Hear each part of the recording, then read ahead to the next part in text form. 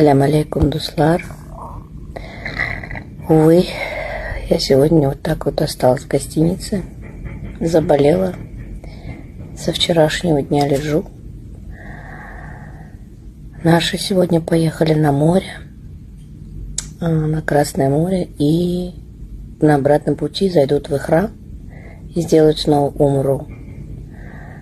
Я очень расстроена, так как хотела сделать именно сегодня умру за Ленара.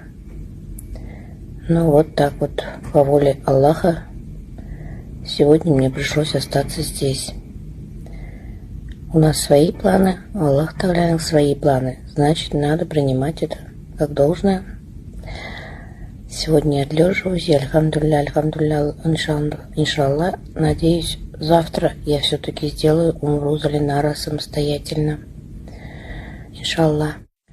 Пока лежу дома, в отеле, поотвечаю тоже на некоторые ваши вопросы, самые актуальные из них. Вообще, это не только для вас, но и для меня. Стоит сейчас вопрос о том, что делать с платком, как принять такое решение, одевать платок дальше постоянно. И с Хазратом я разговаривала на эту тему.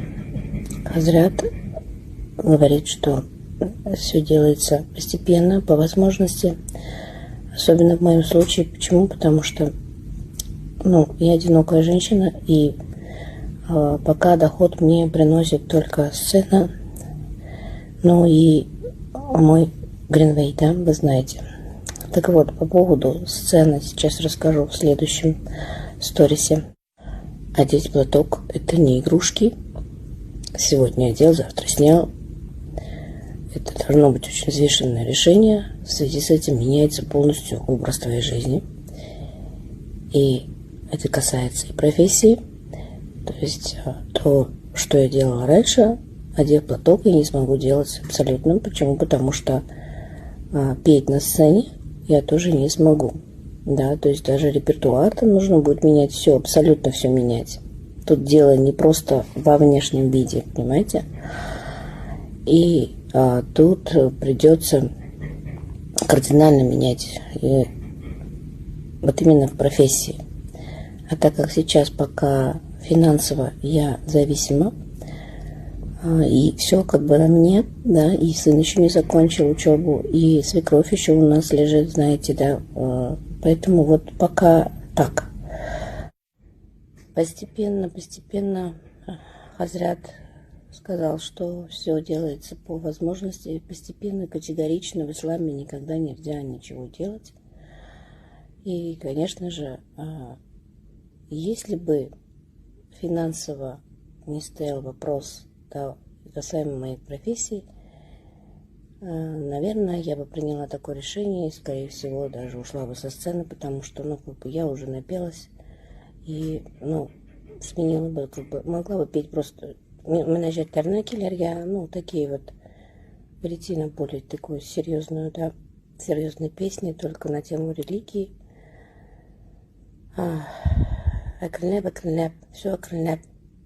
Естественно, я думаю, что я приду к этому со временем. Аллатляся, иншаллах.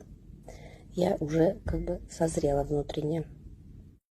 Не беспокойтесь, все нормально, лекарства есть. У меня же сестра, папам врач, главврач, заслуженный врач Республики Татарстан, так что все нормально.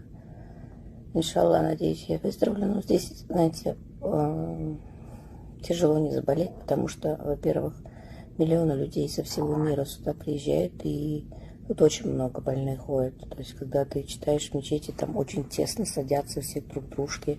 И когда делаешь таваф, там видят ли, да, все как близко. То есть тут очень много, можно легко очень заразиться. Это во-первых. А во-вторых, здесь на улице очень жарко. А когда ты заходишь в помещение, тут везде кондиционеры. И когда ты начинаешь ходить, когда делаешь умру между горой Сафа и Марва, там очень большие сквозняки. И потом, вы видели, да, тут везде пол каменный, поэтому, это, видимо, неизбежно. И кто едет первый раз сюда, хочу вам посоветовать. Обязательно возьмите с собой шаль, какой-то теплый платок, палантин именно теплый, чтобы был. И всегда держите его с собой в рюкзачке, когда идете читать намаз, когда идете вообще куда-либо. Потому что здесь, может быть, вы можете, например, попасть, то ты не знаешь, где ты будешь читать намаз. Это может тебя застать в любое время, и ты можешь иногда, например, попасть в такое место, где будет очень сильно сквозить. И вот эта шаль будет вас выручать. И поэтому носочки вот такие вот на ноги, да. Вот такие носочки всегда держите при себе и шаль, чтобы